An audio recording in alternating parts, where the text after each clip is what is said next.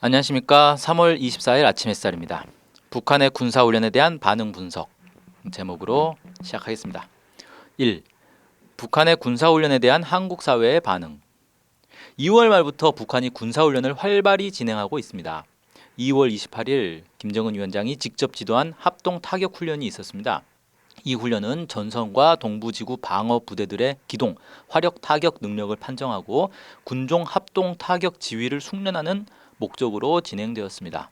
당시 언론과 전문가들은 과거 훈련에 비해 규모도 작고 북한 언론 보도에 자극적 표현도 없다며 대외 무력 과시보다는 대내 사기 진작용에 무게를 두었습니다. 정부도 특별한 대응을 하지 않았습니다. 3일 후인 3월 2일에도 김정은 위원장이 직접 지도한 전선 장거리 포병 9분대의 화력 타격 훈련이 있었습니다. 여기에는 3일 전과 달리 사거리 240km에 달하는 초대형 방사포, 이걸 다연장 로켓포라고 부르죠. 이 방사포도 동원된 것으로 추정됩니다. 당시 군 당국은 단거리 발사체 2발을 포착했다고 발표해 미사일 가능성을 열어두었고 청와대는 북한을 규탄하는 입장을 발표했습니다. 그러나 곧바로 김여정 제1부부장의 강경한 반박 담화가 나왔고 더 이상 정부는 이 문제를 언급하지 않았습니다. 일주일 후인 3월 9일 김정은 위원장의 지도 아래 전선 장거리 포병 9분대 화력 타격 훈련이 또 있었습니다. 북한 언론은 이 훈련이 불의적인 군사적 대응 타격 능력을 점검하기 위한 데 목적을 두고 진행되었다고 보도해서 김정은 위원장이 예고 없이 긴급 명령을 내리고 포병 부대가 얼마나 빨리 훈련에 돌입하는지를 점검한 것으로 추정이 됩니다. 김정은 위원장은 인민군 포병 무력을 누구나 두려워하는 세계 최강의 병종으로 강화할 것을 지시했습니다. 이번에도 군 당국은 단거리 발사체를 포착했는데 북한은 미사일인지 방사포인지 구체적으로 공개하지는 않았습니다. 3일 후인 3월 12일 김정은 위원장이 직접 지도한 포사격 대항 경기가 열렸습니다. 제7군단과 제9군단 산하 포병부대의 대항 경기였는데 사실상 예고 없는 기습 훈련임을 알 수 있습니다. 김정은 위원장은 총참모부가 앞으로 오늘과 같은 방식의 훈련을 자주 조직해야 한다고 지시했습니다. 이처럼 2월 말부터 최근까지 북한은 포병의 자주포, 방사포 사격을 중심으로 하는 화력 타격 훈련을 연이어 진행하였습니다. 특이한 것은 미래통합당 등 전통적 반북 수구 세력들이 북한의 군사훈련에 대해 별다른 대응을 하지 않았다는 점입니다. 그동안 반북 수구 세력들은 북한의 군사적 움직임을 집중 부각해 안보 장사를 해왔으며 이는 특히 선거를 앞두고 더욱 기승을 부렸습니다. 이들의 주된 논리는 북한이 군사력으로 우리를 위협한다. 문재인 정권의 안일한 대북 정책이 북한의 위협을 불렀다. 문재인 정권은 친북 정권이다. 문재인 정권의 남북 대화 정책은 파탄났다. 이런 식입니다. 그런데 이번 북한의 연이은 군사훈련에 대해서는 의외로 침묵을 지키고 있습니다. 작년과 비교해도 차이가 큽니다. 작년에는 북한이 미사일 발사만 하면 자유한국당이 벌떼같이 일어났습니다. 예를 들어 7월 말 북한의 미사일 발사에 대해 나경원 당시 자유한국당 원내대표는 긴급 브리핑을 열어 우리 안보의 총체적 위기라며 청와대의 강력한 대응을 촉구했고 북한 규탄 결의안을 국회에 제출했습니다. 자유한국당은 북한을 규탄하면서 동시에 문재인 정권이 소극적 대응을 한 결과라며 정부에 강력히 항의하였습니다. 나아가 9월 남북 군사 합의가 무용지물이 되었다며 파기하라는 주장도 하였습니다. 그랬던 자유한국당이 올해 미래통합당으로 이름을 바꾸고는 갑자기 조용해졌습니다. 아마 북한 문제를 부각하는 게 선거에 불리하다고 여기는 듯합니다. 2010년 지자체 선거 당시 천안함 사건을 북풍으로 활용하려다 일본 전쟁 2번 평화 구도로 가서 역풍이 불었던 트라우마가 있는 것입니다. 사실 당시에도 한나라당, 현재 미래통합당이죠. 이 한나라당 내에서는 선거에 방해가 된다며 지도부에 항의하는 인사들이 있었습니다. 이번에는 당시의 교훈에 따라 북한 문제가 아예 부각되지 않도록 각별히 주의하는 방향으로 전략적 방침을 세운 것으로 보입니다. 문재인 청와대와 정부 여당도 3월 2일 훈련에 반응을 했다가 괜히 북한의 강력 대응으로 망신만 당하고 그 후 별다른 대응을 하지 않고 있습니다. 청와대와 여당은 반응을 하면 할수록 북한의 강력한 반발을 불러 전쟁 위기가 고조되고 그 책임을 자기들이 져야 하기에 아예 반응을 하지 않는 것으로 보입니다.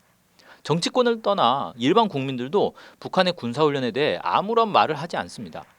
시사에 관심이 있는 사람들에게 물어봐도 별다른 이야기가 나오지 않습니다. 코로나19 사태가 워낙 사회의 모든 이슈를 집어삼키고 있고 또 총선도 다가오고 경제도 어렵고 이런 여러 문제들이 있다고 하지만 그래도 북한이 연이어 군사훈련을 하는데 거론 자체를 하지 않는 것은 굉장히 독특한 현상입니다. 이상이 북한의 군사훈련에 대한 한국 사회의 반응입니다. 2. 독특한 반응의 배경. 정부 여당이나 보수 야당이나 북한의 군사훈련을 지지하고 응원할 리는 없습니다. 따라서 북한의 군사훈련에 반응하지 않는 것은 북한을 비난하고 규탄하지 않는다는 말과 같습니다. 물론 앞에서 이야기한 것처럼 총선을 앞두고 정치적 유불리를 따진 결과입니다. 즉 북한을 비난하고 규탄하는 게 표에 도움이 안 된다는 말입니다. 선거에서 표에 도움이 되는가 안 되는가는 민심이 결정합니다. 민심이 북한을 비난하고 규탄하는 것이라면 정부 여당도 보수 야당도 북한을 비난하고 나섰을 것입니다. 그러나 그렇게 하지 않은 것은 민심이 북한을 비난하고 규탄하지 않기 때문으로 추론할 수 있습니다. 국민들 속에서 북한의 군사훈련이 화제로 오르지 않고 거론조차 되지 않는 현상 역시 민심이 북한의 행위를 도발로 보지 않기 때문으로 유추해 볼 수 있습니다. 나아가 도발이라고 여기지 않으므로 보복 조치에 대해서는 필요 없다가 아니라 하면 안 된다라고 여깁니다. 실제로 북한의 미사일 발사에 대한 여론조사 결과를 보면 한반도 평화를 위협하지 않는다는 답변이 2017년 6월에 24.7%였던 반면 2년 후인 2019년 5월에는 41.9%로 2배 가까이 증가했습니다. 앞에 건은 이제 한국사회 여론연구소 조사 결과고요. 뒤에 건 여론조사 공정의 조사 결과입니다. 이게 북한의 군사훈련을 바라보는 민심 지형입니다. 이런 민심 지형이 만들어진 요인을 규명하는 게 지금의 변화된 한국 사회를 이해하는 데 매우 중요할 것 같습니다. 첫째, 북한 군사훈련의 성격에 대한 인식. 그동안 미국, 일본, 한국의 정부나 언론 등은 북한의 군사훈련을 도발로 규정해 왔습니다. 지금도 마찬가지입니다. 북한의 군사훈련을 한국이나 미국, 일본을 위협하는 행위, 지역 불안을 조성하는 행위, 상대를 공격하는, 하면 안 되는 행위 이런 식으로 인식합니다. 북한의 군사훈련이 도발이라면 당연히 여론도 부정적일 수밖에 없습니다. 그런데 지난 몇 년을 지나면서 북한의 군사훈련이 과연 도발인가 하는 의문이 생겼습니다. 가장 흔한 의문은 다른 나라도 다 군사훈련하는데 왜 북한의 훈련에만 호들갑인가? 미국이 대륙간 탄도미사일 쏘는 건 당연한데 왜 북한은 단거리 미사일만 쏴도 비난을 받는가? 라는 지극히 상식적인 내용입니다. 핵실험이나 미사일 발사 시험만 봐도 미국이나 러시아, 중국이 훨씬 많이 해왔는데 몇 차례 되지도 않는 북한만 비난받는 걸 납득하기 어려운 것입니다.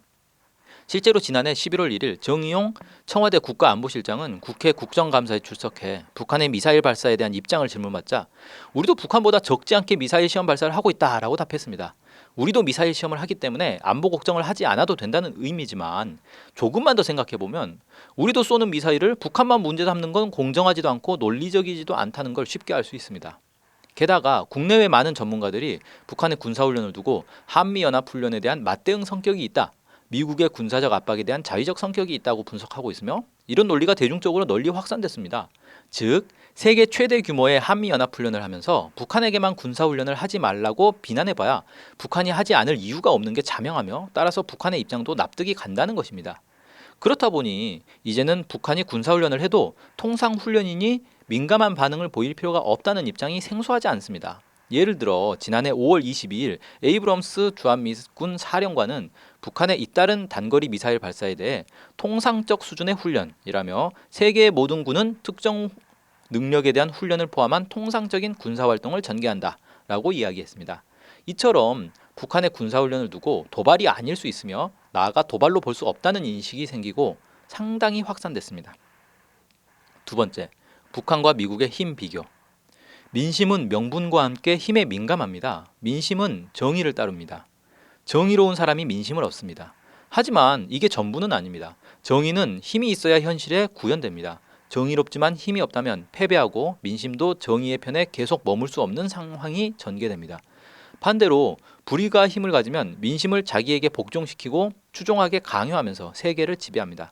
하지만 이는 영원할 수 없고 결국 몰락합니다. 모든 독재자가 결국은 비참한 최후를 마치는 이유입니다. 가장 이상적인 경우는 정의와 힘의 결합입니다. 민심은 힘을 따라가는 경향이 있습니다. 정의가 결합된 힘에는 자발적으로 따라가지만 정의가 없는 힘에는 강요에 의해 굴복하고 추종하고 복종하는 경향이 생깁니다. 한국 역사에서는 대구 경남 지역에서 이런 모습을 찾아볼 수 있습니다. 이들 지역은 예전에는 진보적 색채가 강한 도시였습니다. 그러나 그만큼 탄압을 많이 받았고 결국 힘에 굴복하였으며 나아가 힘을 추종하는 모습까지 보였습니다. 과거 이 지역에서는 자식이 똑똑하면 대학을 보내지 않으려는 분위기가 있었습니다. 일제강점기 대학에 진학한 학생들이 사회주의 운동을 하다가 학살당한 경험이 많았기 때문입니다. 2000년 노근리 학살을 시작으로 한국전쟁 시기 민간인 학살이 공개됐을 때도 이들은 침묵했습니다. 이들은 오히려 앞장서서 독재 권력에 충성했습니다. 남편이 진보운동을 하다 정권의 탄압을 받은 집안에서 똑똑한 자식을 둔 부인은 어떤 모습을 보일까요? 부인은 남편의 정당함을 알면서도 자식이 연좌제에 걸려 출세하지 못할까봐 표창장을 받을 정도로 박정희 정권에 충성했습니다. 그렇게 진보운동을 하던 집안에서 독재 권력에 충성하는 가족이 나오고 열렬한 친박 태극기 부대가 나옵니다. 공포 전략이 먹힌 것입니다. 이 대구의 왜곡된 민심에 대해서는 지난 방송인 이산이 아닌가 봐 이걸 좀 참조하시면 되겠습니다. 2003년 이라크 파병 논란도 마찬가지입니다. 당시 사람들이 이라크 전의 진실을 몰랐던 게 아닙니다. 미국이 죄 없는 이라크를 약탈하려고 침공했음을 다 알았습니다.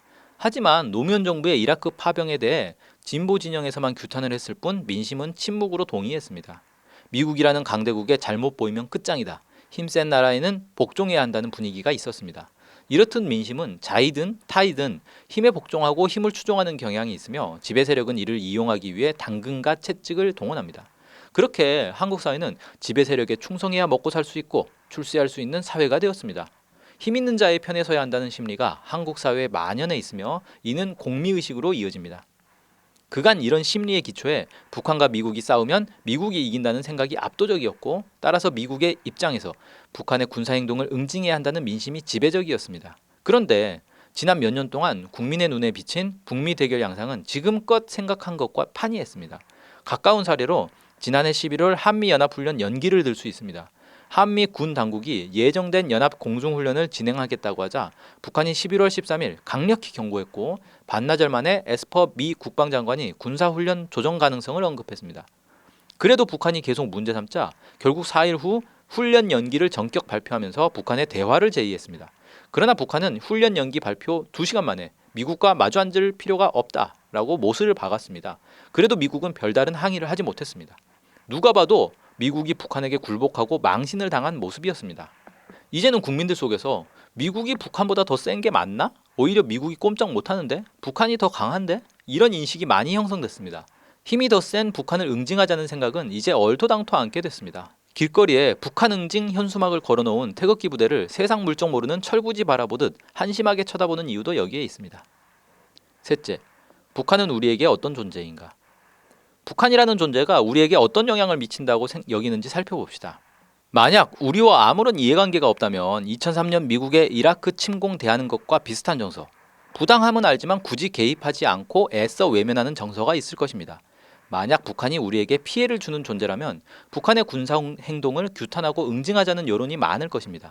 만약 북한의 힘이 압도적이어서 규탄하고 응징하는 게 굉장히 위험하다면 회피하려 할 것입니다. 이번에 북한이 군사훈련을 연달아 했지만 국민 속에서 규탄이나 응징 목소리가 없었습니다. 반면 김정은 위원장 친서는 크게 반기며 남북관계가 잘 되기를 바라는 염원이 두드러졌습니다. 아직 폭발적인 반응은 아니지만 가능성은 내포하고 있습니다. 즉 북한이 두려워 회피하는 것도 아니며 북한을 우리에게 피해를 주는 존재로 인식하는 것도 아닙니다. 그렇다면 남은 건 북한을 우리에게 이익이 되는 존재, 우리와 매우 밀접한 존재로 보는 경우입니다. 지금 많은 이들이 안보 위기보다는 경제 위기를 훨씬 심각하게 여깁니다. 지금대로라면 한국 경제는 답이 없다는 인식이 주류입니다. 미국과 일본은 제코가 석자라 한국을 약탈할 생각만 합니다. 미국은 주한미군 주둔비를 대폭 인상하라고 위협하고 심지어 다른 나라에 주둔한 미군을 위한 경비까지 내놓으라고 압박합니다. 일본은 경제 공격으로 우리를 위협합니다.